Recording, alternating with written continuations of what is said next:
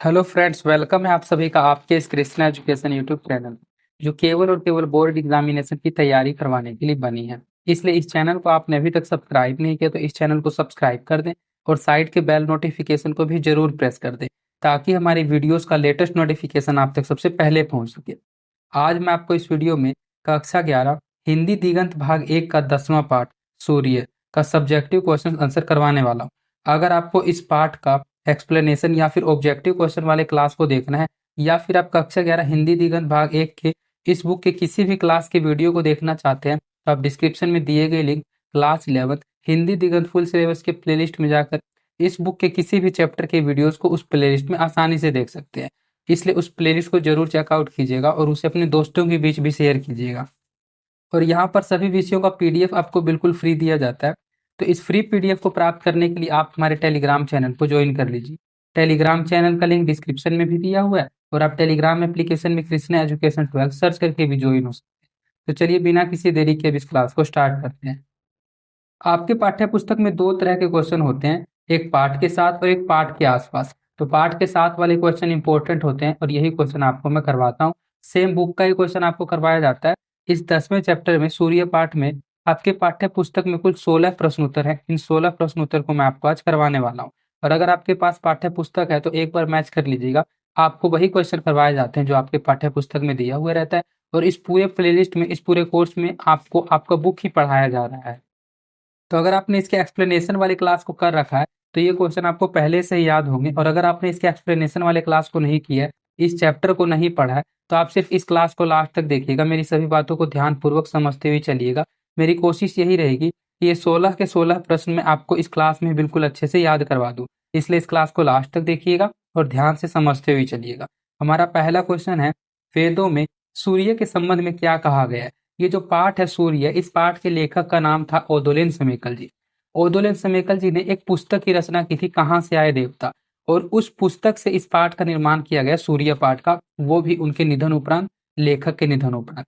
तो उस पाठ में, सूर्य पाठ में सूर्य के बारे में कुछ पौराणिक गाथाएं लिखी गई थी। तो उन्हीं पौराणिक गाथाओं के बारे में, पौराणिक कथाओं के बारे में मैंने आपको पाठ में पढ़ाया था। तो उसी पाठ के फर्स्ट पैराग्राफ में इस क्वेश्चन का आंसर था कि वेदों में सूर्य के संबंध में क्या कहा गया है। तो इसका उत्तर है, वेदों में सूर्य को एक पहिए वाले रथ जो 7 शक्तिशाली घोड़ों से युक्त हैं पर सवार देवता कहा गया है।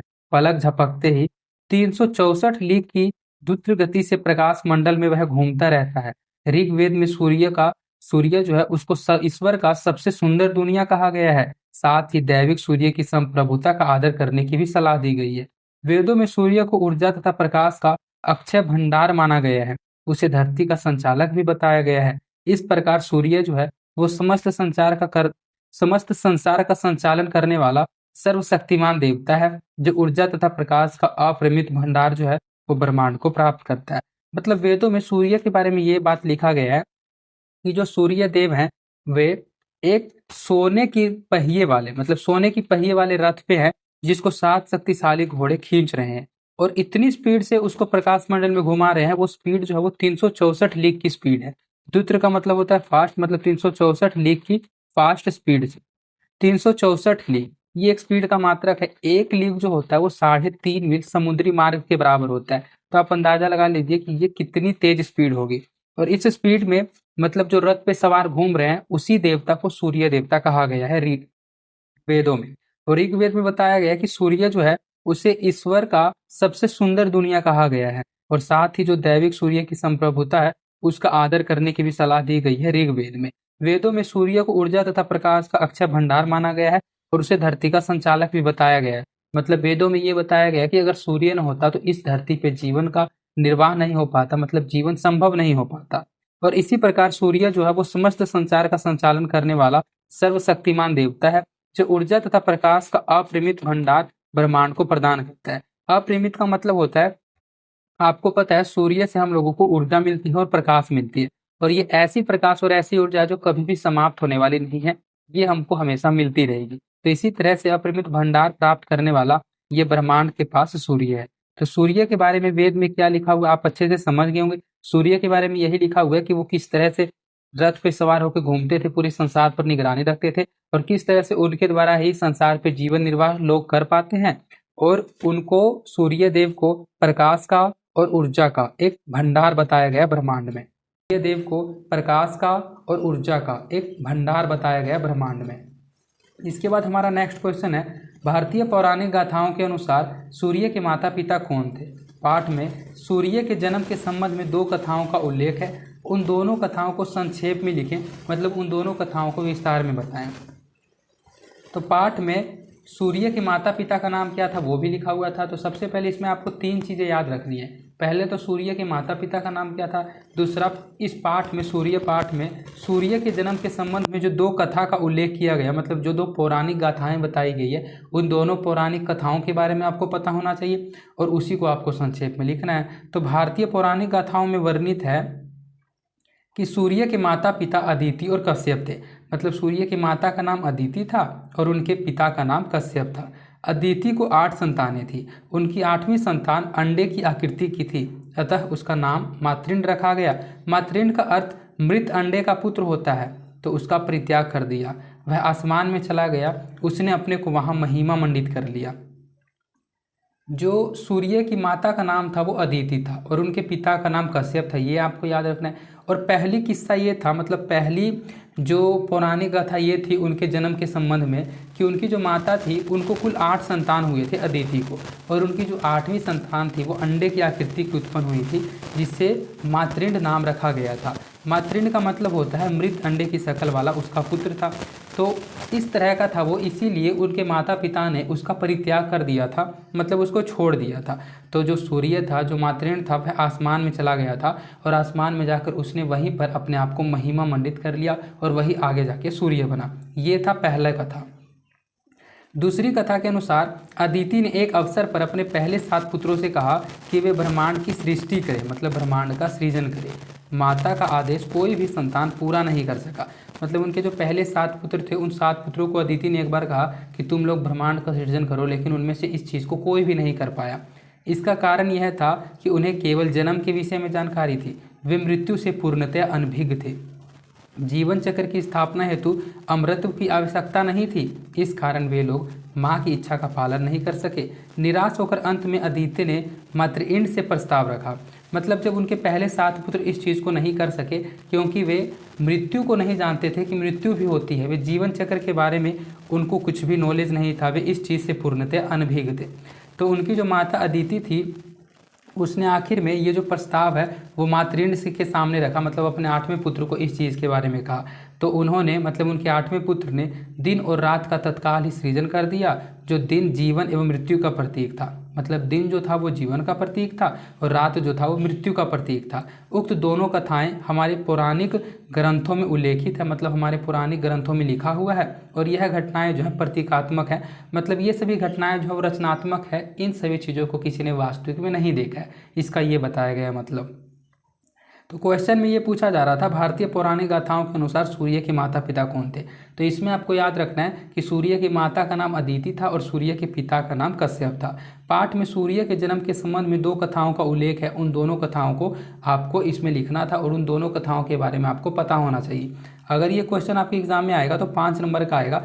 जो लाइन मैंने आपको पढ़ाया, सिर्फ इन्हीं लाइनों को रट कर आपको याद नहीं करना है, आपको क्वेश्चन को अच्छे से समझ लेना है। अगर ये क्वेश्चन आपके एग्जाम में आ जाए तो आपको अपने लैंग्वेज के अनुसार लिखना है, इसलिए इन दोनों कथाओं के बारे में आपको पता होनी चाहिए। तो पहली कथा तो यही थी कि पहले से उनकी 7 संतानें थी और 8वां पुत्र जब उनका जन्म होता है तो अंडे की शक्ल का होता है और उनके माता पिता उसका परित्याग कर देते हैं और वह आसमान में चला जाता है और वहीं पर अपने आप को महिमा मंडित करके सूर्य बन जाता है। और दूसरी कथा यह थी कि एक अवसर पर अदिति अपने 7 पुत्रों से कहती है कि वे ब्रह्मांड की सृष्टि का सृजन करे, लेकिन इस आदेश को उनका कोई भी पुत्र, पहले 7 पुत्र पूरा नहीं कर पाते हैं, क्योंकि वे मृत्यु से पूर्णतः अनभिज्ञ थे। उन्हें सिर्फ और सिर्फ जन्म के विषय में जानकारी थी और जीवन चक्र की स्थापना हेतु अमृत की आवश्यकता नहीं थी।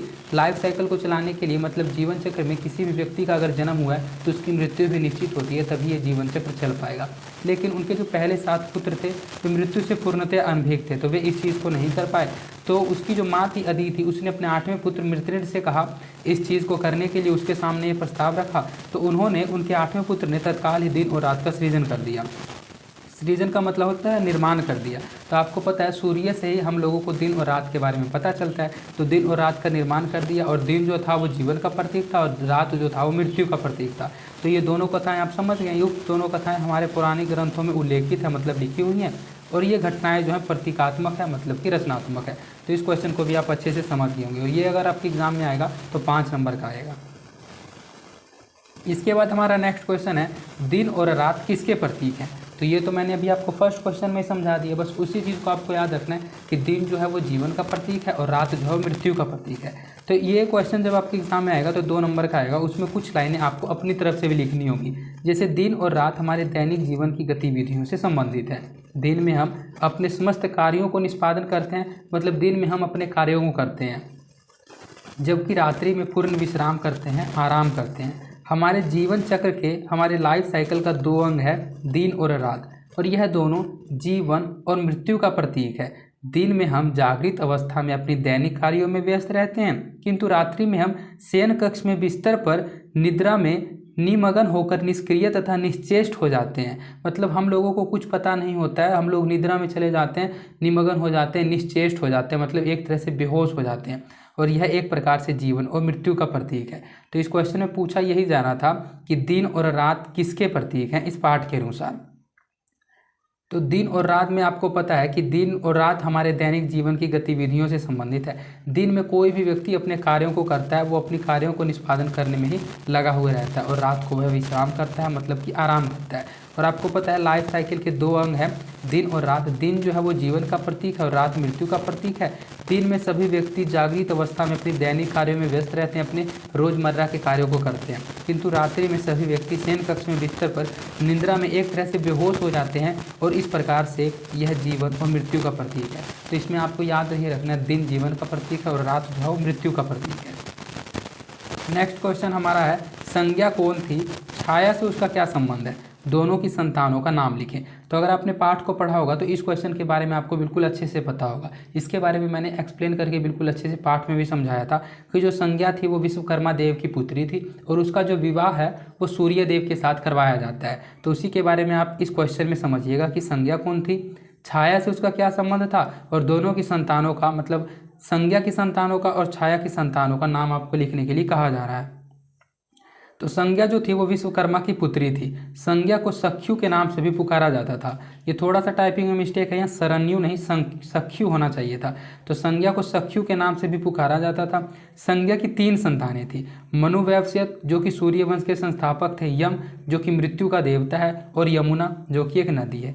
सूर्य जो है, संज्ञा जो है वो सूर्य के प्रचंड तेज को सहन नहीं कर पाई थी, अतः उसने अपनी छाया को सूर्य के निकट छोड़ दिया था, और स्वयं अश्विनी अर्थात घोड़ी का रूप धारण करके, अश्विनी एक संस्कृत भाषा का शब्द है और इसको हिंदी में इसका शाब्दिक अर्थ घोड़ी होता है। तो जो संज्ञा थी वह स्वयं अश्विनी का रूप, मतलब घोड़ी का रूप धारण करके तप करने के लिए प्रस्थान किया, मतलब तप करने के लिए, तपस्या करने के लिए चली गई। और दीर्घ काल तक जो छाया थी उसने संज्ञा के छद्म रूप का भी अभिनय किया, मतलब उसी के रूप में सूर्यदेव के साथ रही। किंतु अंततः यह रहस्य खुल गया, सभी को पता चल गया कि ये संज्ञा नहीं उसकी छाया है, उसकी परछाई है। सूर्य से छाया को 3 पुत्र उत्पन्न हुए, शनि, सावर्षि, मनु और तप्ती। संज्ञा के प्रेम में दीवाना सूर्य ने उसे सारे ब्रह्मांड में ढूंढना शुरू कर दिया। अश्व का रूप धारण करके, अश्व भी संस्कृत भाषा का शब्द है, इसका मतलब होता है घोड़ा, मतलब सूर्य घोड़ा का रूप धारण करके संज्ञा के पास पहुंच गया। और संज्ञा को फिर सूर्य से 2 संतानें हुई जो अश्विनी कुमार कहलाते हैं। एक का नाम वसत्य है और दूसरा का नाम दक्ष है।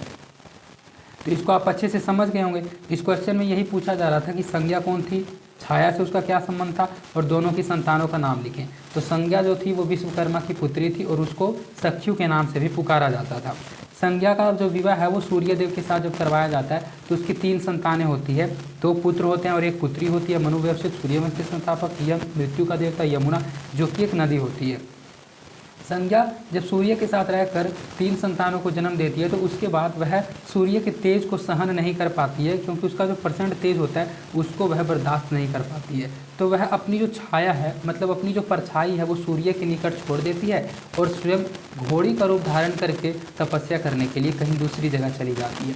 और जो छाया है वो उसकी परछाई दीर्घ काल तक, बहुत लंबे समय तक सूर्य के साथ रहती भी है, और किसी को इस बारे में पता नहीं चलता कि ये संज्ञा नहीं है, उसकी परछाई छाया है। और जब सूर्य छाया के साथ रहता है तो उसके साथ भी उनके कुल 3 पुत्र उत्पन्न होते हैं, जिनका नाम रहता है शनि, सावर्षी, मनु और ताप्ती तपती। तो इस तरह से जब आगे जाके सूर्य को ये बात पता चल जाता है कि ये संज्ञा नहीं है, उसकी छाया है, तो वह क्या करता है, वह उसे पूरे ब्रह्मांड में ढूंढना शुरू कर देता है, अश्विनी को, मतलब कि संज्ञा को। और वह स्वयं भी अश्व का रूप धारण करके उसको घूमने के लिए संज्ञा के पास पहुंच ही जाता है, मतलब वह भी घोड़े का रूप धारण कर लेता है। और फिर जब वह संज्ञा से मिलता है तो उसकी फिर से 2 संतानें उत्पन्न होती है जो अश्विनी कुमार कहलाते हैं। एक का नाम असत्य होता है और दूसरे का नाम दक्ष होता है। तो इस तरह से आप स्टोरी को समझ गए होंगे कि छाया कौन थी, छाया संज्ञा की परछाई थी। संज्ञा कौन थी, संज्ञा विश्वकर्मा की पुत्री थी, और उनके बच्चों का नाम, मतलब उनके संतानों का नाम भी आपको इस क्वेश्चन के जरिए याद हो गया होगा। हमारा नेक्स्ट क्वेश्चन है, विश्वकर्मा ने सूर्य की आभा के अंश को काटकर किन वस्तुओं का निर्माण किया था। मतलब जब सूर्य देव जो थे, जब घोड़े का रूप धारण करके संज्ञा को खोजने के लिए निकल जाते हैं, जब वो तपस्या करने के लिए गई हुई होती है, तो उस समय जो विश्वकर्मा होता है वो सूर्य की आभा के अंश को काटकर कुछ वस्तुओं का निर्माण करता है। तो किन वस्तुओं का निर्माण करता है, वही आपसे इस क्वेश्चन में पूछा जा रहा है। पौराणिक कथाओं में वर्णित है कि विश्वकर्मा ने सूर्य की आभा के अंश को काट डाला, उसे उन्होंने विभाजित कर दिया।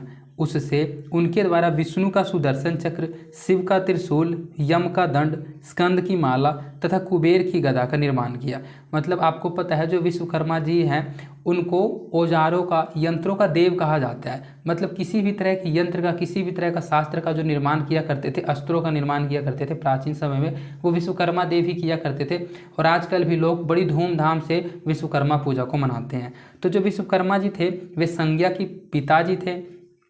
तो जब संज्ञा के पास सूर्य चला जाता है तो वह उसकी आभा के अंश को काटकर कुछ वस्तुओं का निर्माण करता है। तो सिर्फ उन वस्तुओं का नाम आपको याद रखना है। वह उनको काटकर उन्हें अलग अलग भागों में विभाजित कर देता है। उनसे द्वारा वह विष्णु देव जी का जो सुदर्शन चक्र होता है, जो वे अपनी उंगली पे रखते हैं, उसका निर्माण करते हैं। वे शिव जी का, शिव भगवान का, भोले भगवान का त्रिशूल का निर्माण करते हैं। यम के दंड का निर्माण करते हैं। स्कंद की माला का निर्माण करते हैं। और कुबेर की जो गदा है, जो हनुमान जी गदा रखते थे, उसी तरह से जो कुबेर, जो धन के देवता कहे जाते हैं, उनकी गदा का निर्माण करते हैं। मतलब ये सुदर्शन चक्र, त्रिशूल, दंड, कुबेर की गदा इत्यादि वस्तुओं का निर्माण करते हैं सूर्य के आभा के अंश को काटकर। तो ये वस्तुओं का नाम आपको याद रखना है।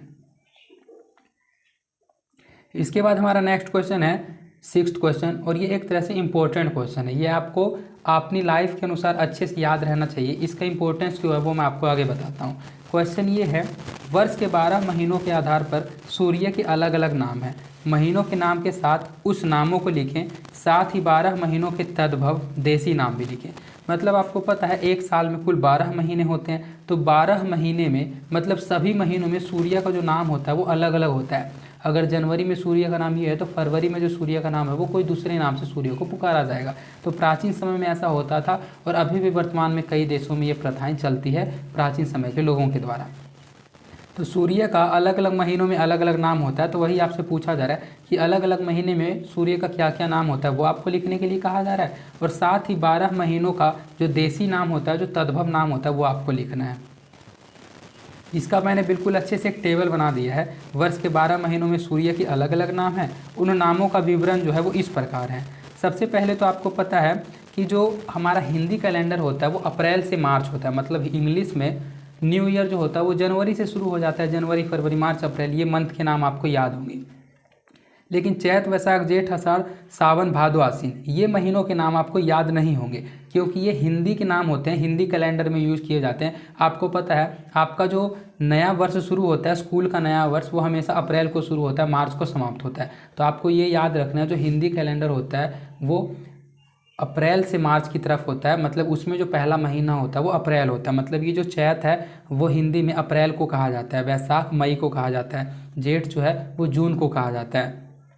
तो ये आपको महीनों का नाम भी याद रखना है। इसको एक बार अच्छे से याद कर लेना है, ये आपकी लाइफ में भी बहुत काम आएगा। चैत, वैशाख, जेठ, आषाढ़, सावन, भादो, आश्विन, कार्तिक, अगहन, पुष, माघ, फागुन, ये महीनों का नाम आपको याद रखना है। तो इस क्वेश्चन में ये पूछा जा रहा था कि वर्ष के जो 12 महीने हैं उन 12 महीनों में सूर्य के जो नाम है वो अलग अलग नाम होते हैं। तो उन अलग अलग नामों को आपको याद रखना है। चैत्र में सूर्य को धाता के नाम से पुकारा जाता है। सूर्य का जो नाम है वो धाता होता है। वैशाख में अर्यमा होता है। ज्येष्ठ में मित्र होता है। आषाढ़ में वरुण होता है। श्रावण में इंद्र होता है। भाद्रपद मतलब कि भादों में विवस्वान होता है। आश्विन में पूषा होता है। कार्तिक में सूर्य का नाम कर्तु होता है, मार्गशीर्ष में अंशु होता है, पौष में भग होता है, माघ में त्वष्टा होता है और फागुन में विष्णु होता है। तो अलग अलग 12 महीनों के मैंने नाम लिख दिए हैं, उन महीनों के देसी नाम लिख दिए हैं, और अलग अलग महीनों में सूर्य का क्या नाम होता है वो भी मैंने बिल्कुल अच्छे से टेबल में लिख दिया है। तो ये आपको एक बार में याद नहीं होगा, इसको आपको 2-3 बार पढ़ना पड़ेगा। तो एक बार इसके पीडीएफ को आप बिल्कुल अच्छे से पढ़ लीजिएगा। इसका बिल्कुल भी मुफ्त पीडीएफ आपको फ्री में टेलीग्राम चैनल पे मिल जाएगा। इसके अलावा भी आपको इस बुक के, हिंदी के बुक के सभी पीडीएफ को बिल्कुल मुफ्त में दिया जाता है टेलीग्राम चैनल पर। तो अगर आपने टेलीग्राम चैनल को ज्वाइन कर रखा है तो वहाँ से इसको पढ़ लीजिएगा, और अगर नहीं ज्वाइन किया तो डिस्क्रिप्शन में टेलीग्राम चैनल का लिंक दिया हुआ है, वहाँ से आप टेलीग्राम चैनल को ज्वाइन कर लीजिए। वहाँ से एक बार इसके पीडीएफ को दोबारा पढ़ लीजिएगा। वहीं पर आपको वर्ष के 12 महीनों में सूर्य के जो अलग अलग नाम हैं वो मैंने ऐड कर दी हैं, इसको एक बार अच्छे से पढ़ के याद कर लीजिएगा। इससे आपके एग्जाम में ऑब्जेक्टिव क्वेश्चन भी बन सकता है कि ज्येष्ठ महीने में सूर्य का क्या नाम होता है। तो आपको याद होना चाहिए कि ज्येष्ठ महीने में सूर्य का जो नाम होता है वो मित्र होता है, और ये देसी नाम भी आप याद रखिएगा। क्योंकि अगर आपने अपने ही घरों में बुजुर्गों को ये कहते सुना होगा महीनों के नाम, क्योंकि जो हमारे दादा दादी होते हैं उनको ये महीनों के नाम याद नहीं होते हैं, जनवरी फरवरी, वे इन्हीं महीनों के नाम से काम चलाते हैं, जैस चैत बेस जेठ आषाढ़ सावन भादो आसीन। तो ये महीनों के नाम आपको याद कर रख लेना है। इसके बाद हमारा नेक्स्ट क्वेश्चन है, पाठ में सूर्य के कई कार्यों की जानकारी दी गई है, उन कार्यों के आधार पर सूर्य के अलग अलग नाम हैं, इनकी सूची बनाएं। मतलब जब आपने पाठ्य पुस्तक को पढ़ा था तो सूर्य पाठ्य पुस्तक में मैंने एक्सप्लेनेशन में बिल्कुल अच्छे से आपको समझाया था कि सूर्य के अलग अलग काम हैं, तो उनके काम के आधार पर उनके अलग अलग नाम भी रखे गए हैं। तो उसकी सूची बनाइए, मतलब उसका भी मैंने टेबल ऐड किया। उस टेबल में आप समझिएगा कि अगर सूर्य ये काम करेगा तो उसका ये नाम रखा जाएगा, और अगर सूर्य ये काम करते हैं तो उनका ये नाम रहेगा। सूर्य संपूर्ण ब्रह्मांड का संचालन करता है, संसार का अस्तित्व भी उसकी उपस्थिति पर निर्भर है, रात एवं दिन का निर्माण भी सूर्य के कारण ही होता है। इस प्रकार सूर्य संसार को अपनी ऊर्जा से शक्ति एवं सामर्थ्य प्रदान करता है एवं प्रकाश से प्रकाशित करता है। सूर्य के कई काम हैं तथा प्रत्येक काम के लिए वे सविता कहलाते हैं। विश्व का कल्याण करने के लिए उनके अलग नाम हैं। उनका एक काम हर वस्तु को उत्प्रेरित करना है, और इस कार्य के लिए उन्हें पूषण नाम से संबोधित किया जाता है। उगते सूरज को व्यवस्थ कहा जाता है और उनके दुष्ट रूप को भग कहा जाता है। तो ये जो उनके अलग अलग नाम हैं जो अलग अलग समय यूज किए जाते हैं वो आप अच्छे से टेबल में याद रखिएगा। इस प्रकार जो सूर्य के विभिन्न कार्य हैं, मतलब उसके जो अलग अलग काम हैं, उन अलग अलग कामों के लिए अलग अलग नाम भी हैं, और सूर्य के विभिन्न कार्यों हेतु अलग अलग नामों की जो सूची है वो नीचे इस प्रकार है। इधर मैंने सूर्य के नाम ऐड कर दिए हैं, और इधर उस सूर्य के कार्य के आधार पर सूर्य का जो नाम है वो ऐड कर दिया है। मतलब अगर हर वस्तु को उत्प्रेरित करने का काम करता है सूर्य, तो उसका जो नाम होगा वो सविता होगा। अगर सूर्य विश्व कल्याण का कार्य करता है तब उसको पूषण नाम से पुकारा जाएगा, तब सूर्य का नाम पूषण होगा। और अगर सूर्य संसार को प्रकाश तथा ऊर्जा प्रदान करता है तब उसका जो नाम होगा वो वैवस्वत होगा। और अगर उसका दुष्ट रूप प्रदान करता है, मतलब अगर सूर्य अगर अपने दुष्ट रूप में आ जाए तो उसका जो नाम होगा वो भग होगा। तो ये आपको याद रखना है। हर वस्तु को उत्प्रेरित करते समय सूर्य का नाम सविता, विश्व कल्याण के कार्य के समय सूर्य का नाम पूषण, संसार को प्रकाश एवं ऊर्जा प्रदान करते समय सूर्य का नाम व्यवस्थ, और उनका दुष्ट रूप प्रदान करते मतलब उगते सूरज के समय सूर्य का जो नाम होगा वो भग होगा। तो कार्य के आधार पर सूर्य के नाम मैंने अच्छे से लिख दिए। एक बार पीडीएफ में इसको अच्छे से याद कर लीजिएगा। इसके बाद हमारा नेक्स्ट क्वेश्चन है, विभिन्न देशों और समाजों में सूर्य के अलग अलग नाम प्रचलित हैं। नीचे एक सूची दी जा रही है, उसमें रिक्त स्थानों की पूर्ति करें। मतलब आपको पता है जैसे भारत देश में इस सन को सूर्य कहा जाता है, उसी तरह से अलग अलग देशों में सूर्य ही सब जगह नहीं कहा जाता है। अलग अलग देशों में सूर्य के अलग अलग नाम है। तो किस देश में सूर्य को किस नाम से जाना जाता है वो आपको याद होना चाहिए। और वही पूछा जा रहा है, एक तरफ आपको देश के नाम दिए हुए हैं और दूसरे तरफ आपसे एग्जाम में इस तरह से आएगा, देश का नाम दे देगा और पूछेगा उस देश में सूर्य का क्या नाम है। तो आपको पता होना चाहिए, इसीलिए मैंने इसका भी टेबल बना के अच्छे से ऐड कर दिया। इसको आपको याद करना है। विभिन्न देशों और समाजों में सूर्य को अलग अलग नामों से संबोधित किया जाता है, पुकारा जाता है, जाना जाता है, और उसकी जो विस्तृत तालिका है वो निम्नांकित है, मतलब नीचे अंकित है। देश और समाज के नाम, मतलब प्राचीन मिस्र में जो सूर्य का नाम है वो हमिकुस या होरूस है। जिस तरह से भारत देश में सूर्य कहा जाता है उसी तरह से प्राचीन मिस्र देश में सूर्य को हमिकुस या होरूस से संबोधित किया जाता है। फारस में सूर्य को मिथ्रा कहा जाता है। आसीरिया में सूर्य को मीरोदाक कहा जाता है, फिनीसिया में सूर्य को अपोलो कहा जाता है। तो ये 4 अलग अलग देश के नाम हैं और चारों जगह सूर्य के नाम अलग अलग हैं। तो पाठ में मैंने और भी देशों में अलग अलग जो नाम थे वो अच्छे से पढ़ाया था। तो अगर आपने एक्सप्लेनेशन वाली क्लास को देखा होगा तो आपको ज़रूर पता होगा कि किस देश में सूर्य को किस नाम से जाना जाता है। और अगर आपने एक्सप्लेनेशन वाली क्लास को नहीं देखा है तो इस क्लास को देखने के बाद, इन क्वेश्चंस को समझने के बाद एक बार आप एक्सप्लेनेशन वाली वीडियो को भी जरूर देख लीजिएगा डिस्क्रिप्शन में, प्लेलिस्ट में जाकर। तो प्राचीन मिस्र में सूर्य को हमिकुस या होरुस कहेंगे, फ्रांस में मित्रा कहेंगे, आसीरिया में मीरोदाक कहेंगे और फिनीसिया में अपोलो नाम से जाना जाएगा। तो ये 4 देशों के नाम थे और 4 देशों में जो सूर्य का अलग अलग नाम था उन नामों को आपको याद रखना है। रोम सम्राट ओरिलिया ने सूर्य मंदिर को क्यों नष्ट नहीं किया? रोम का सम्राट का नाम था ओरिलिया। तो इस ओरिलिया ने, रोम के जो सम्राट थे, उन्होंने सूर्य मंदिर को नष्ट क्यों नहीं किया था, उसका रीजन आपसे पूछा जा रहा है। रोम सम्राट ओरिलिया ने पूर्व की विद्रोही रानी जीनोविया के विद्रोह का दमन करने के लिए सेना के द्वारा हमला किया उनके राज्य पर और उसे परास्त करके उनको बंदी बना लिया गया।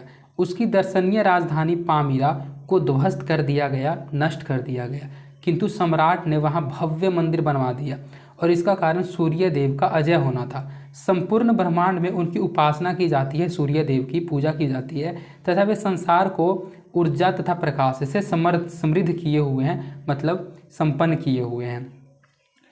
इस क्वेश्चन को मैंने बिल्कुल अच्छे से एक्सप्लेनेशन में समझाया था। इसमें बस आपको ये याद रखना है कि रोम के सम्राट का नाम ओरिलिया था। उन्होंने सूर्य मंदिर को ध्वस्त क्यों नहीं करवाया था, उनको नष्ट क्यों नहीं करवाया था, उसका आपसे रीजन पूछा जा रहा है। तो रोम के सम्राट ओरिलिया का एक विद्रोह हुआ था रानी जीनोविया के साथ। तो रानी जीनोविया के साथ जब उनका विद्रोह चल रहा था, लड़ाई चल रहा था, तो उन्होंने अपनी सेना के द्वारा उनके राज्य पे हमला कर दिया था और उनके राज्य पे जब हमला किया था तो उनको हराकर इस जीनोविया रानी को बंदी बना लिया था। और उनकी जो दर्शनीय राजधानी पामीरा थी, मतलब वहाँ जो उनकी प्रसिद्ध राजधानी पामीरा थी, इस पामीरा की जो राजधानी थी इसमें लोग दर्शन करने के लिए आते थे, इसमें घूमने के लिए आते थे। तो मतलब उनका जो भव्य राजधानी पामीरा था उसको इस ओरिलिया रोम के सम्राट ने बिल्कुल ही अच्छे तरीके से नष्ट करवा दिया था, ध्वस्त करवा दिया था।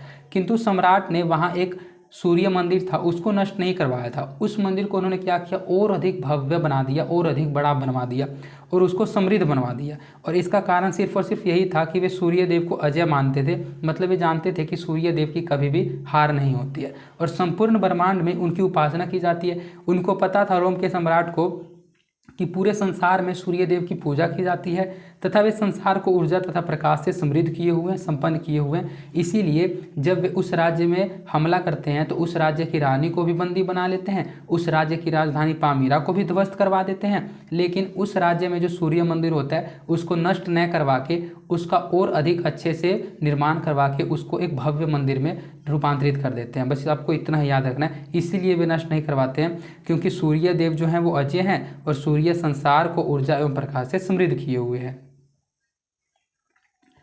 हमारा नेक्स्ट क्वेश्चन है, मिथिराइयों के अनुसार सूर्य का जन्म दिवस कब है? मतलब जो मिथिराइये हैं वे उन लोगों के अनुसार सूर्य के जन्मदिन किस दिन को मनाया जाता है? तो मिथिराइयों के अनुसार सूर्य का जो जन्मदिन है वो 25 दिसंबर माना जाता था और उस दिन को वे धूमधाम से मनाया करते थे। मतलब आपको पता है ईसाई धर्म में 25 दिसंबर को क्रिसमस डे मनाया जाता है और क्रिसमस डे के आधार पर ही मिथिराई के जो लोग थे उन्होंने ईसाइयों से यह प्रेरणा ली थी कि उस दिन, आपको पता है बड़ा दिन उस दिन को कहा जाता है और उस दिन का जो बड़ा दिन इसीलिए होता है क्योंकि उस दिन जो सूर्य देव है वो अधिक समय तक आसमान में टिके हुए रहते हैं, इसीलिए जो दिन है वो बड़ा होता है। तो मिथिराइयों के अनुसार सूर्य का जो जन्म दिवस है वो 25 दिसंबर इसीलिए है क्योंकि उस दिन क्रिसमस डे और उस दिन का दिन बड़ा होता है। तो आपको याद ये रखना, मिथिराइयों के अनुसार सूर्य का जो जन्मदिन है वो 25 दिसंबर को माना जाता था और उस दिन को वो बड़े ही धूमधाम से मनाया करते थे। तो ये जन्मदिन का डेट आपको याद रखना है। अगर क्वेश्चन आपके एग्जाम में आ जाए कि सूर्य का जन्म दिवस कब मनाया जाता है तो बस आपको ये तारीख याद रहनी चाहिए, 25 दिसंबर को, जिस दिन क्रिसमस डे मनाया जाता है। हमारा नेक्स्ट क्वेश्चन है, प्राचीन मिस्र के चित्रों में शरद के सूर्य पर सिर्फ एक केस दिखाया जाता था, क्यों? केस जो है वो बाल को कहा जाता है, हेयर को कहा जाता है।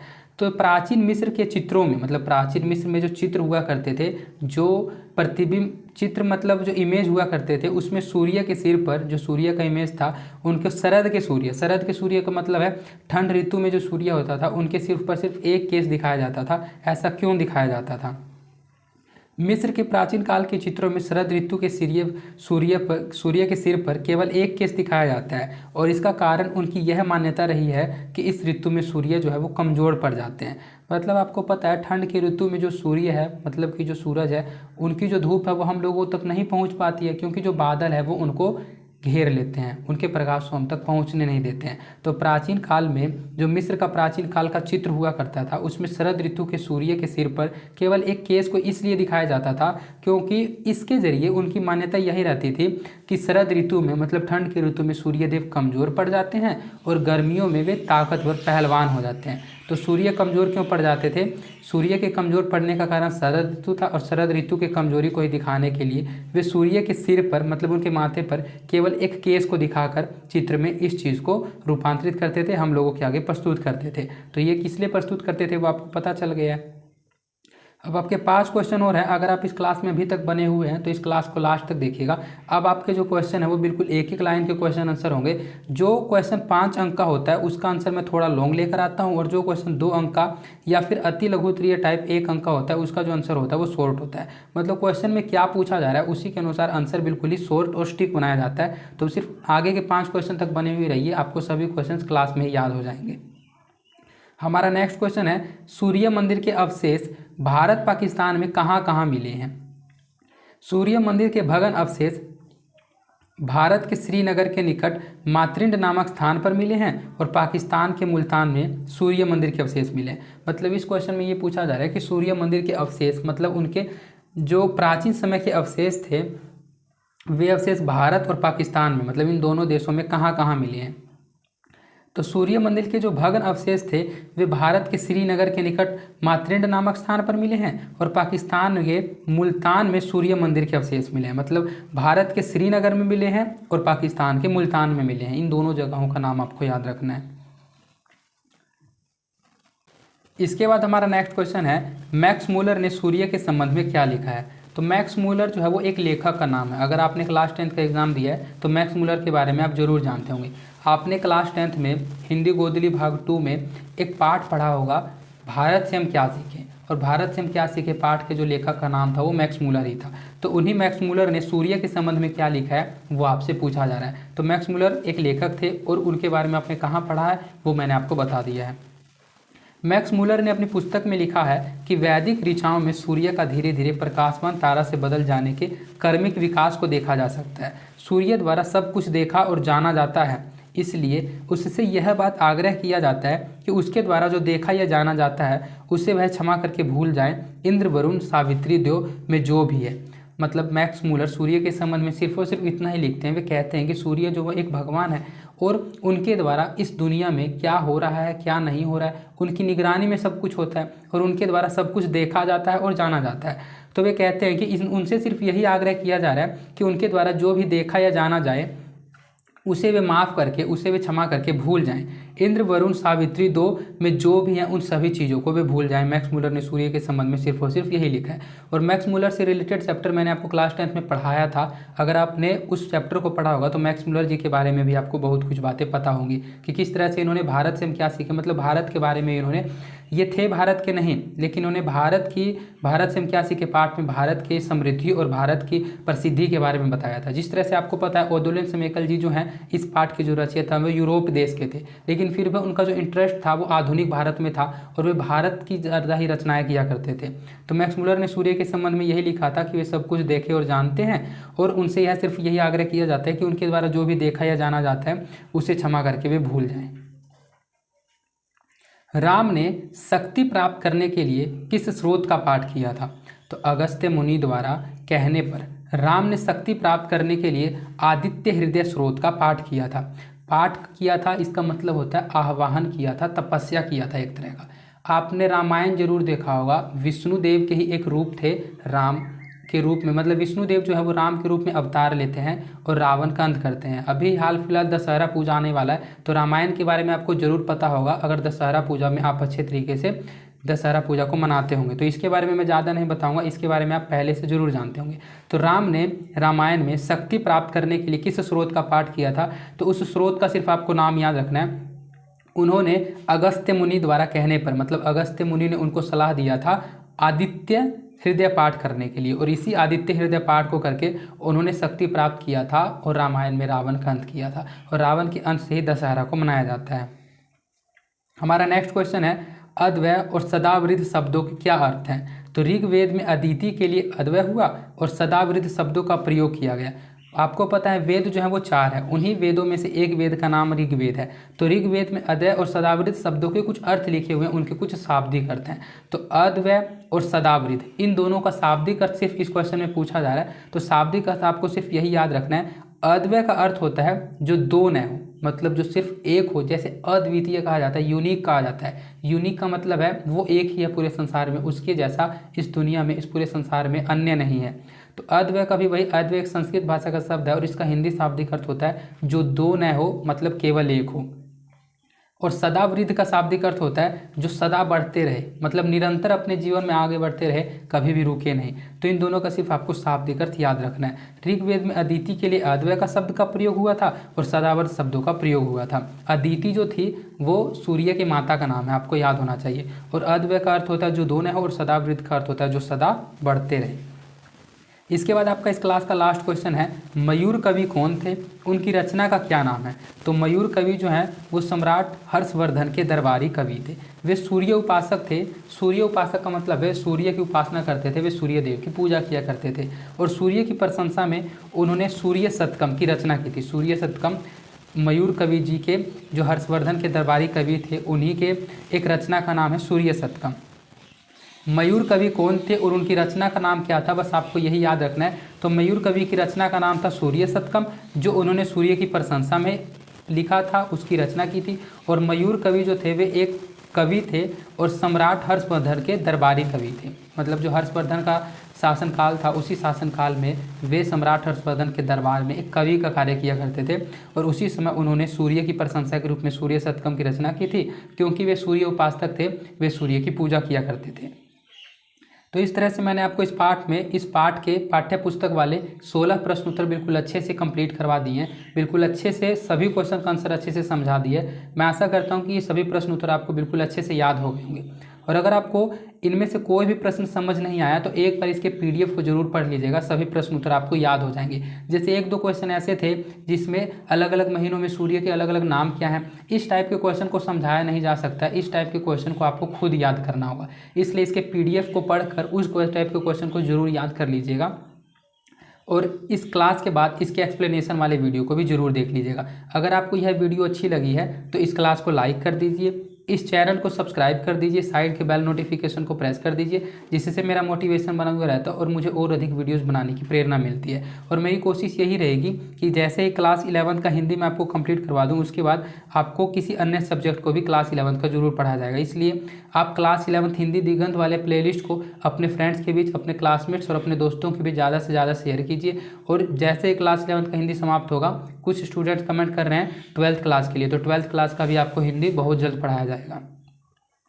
तो अब आप सभी से मिलते हैं। अगर आपको इस क्लास में कुछ भी कमी लगी हो तो वो कमेंट कीजिएगा, और अगर आपको कुछ अच्छा लगा हो तो वो भी ज़रूर कमेंट कीजिएगा, और इस चैनल को जरूर सब्सक्राइब कर दीजिएगा। तो मिलते हैं आप सभी से इसी नेक्स्ट चैप्टर का जो आपका नाम है वो भोगे हुए दिन है। वो बहुत ही एक इंटरेस्टिंग कहानी टाइप चैप्टर है, उसको आप जरूर पढ़िएगा। रोज़ शाम 6 बजे क्लासेज होती है। तो अब आप सभी से मिलते हैं नेक्स्ट डे शाम 6 बजे भोगे हुए दिन चैप्टर के एक्सप्लेनेशन वाली वीडियो में।